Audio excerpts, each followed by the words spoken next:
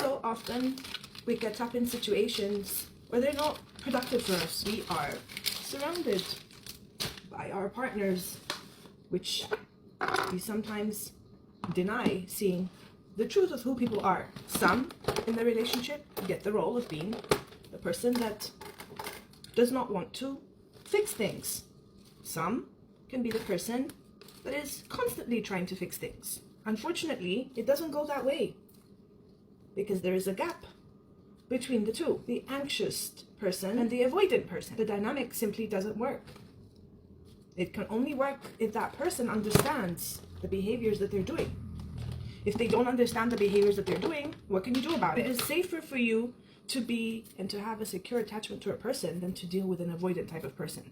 Especially if you're an anxious type of person. You're the type of person that you have an easy time, or a much more easier time, articulating your emotions and expressing them out there. You're usually the most anxious style. The avoidant, they're perfect at avoiding feelings. But for an anxious person, they are a red flag. You're going to find other coaches out there that are going to tell you, oh, you need to be patient with them and you need to do this and this and this. It doesn't work. The person themselves are not ready to put in the work and do stuff about themselves. What can an anxious do?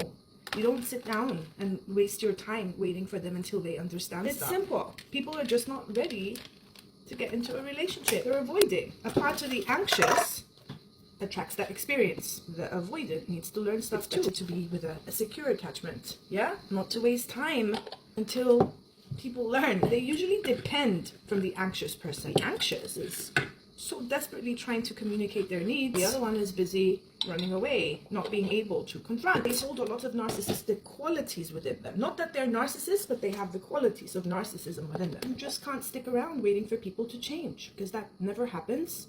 You need to go on your path and be surrounded by people that are willing to put the work, that are willing to discuss things. So if you're anxious, the anxious do not vibe, are not compatible with the avoidant. Seek secure attachment styles.